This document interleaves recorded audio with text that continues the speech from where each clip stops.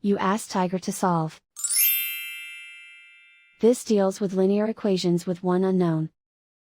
The final result is t equals 0.75. Let's solve it step by step. Simplify the expression. Group like terms. Simplify the arithmetic. Group all constants on the right side of the equation. Add 2.4 to both sides.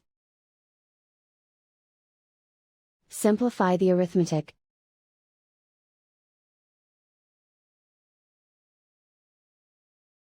Isolate the t. Divide both sides by 3.2.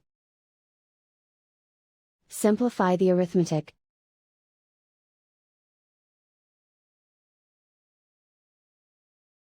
And so the final result is t equals 0.75.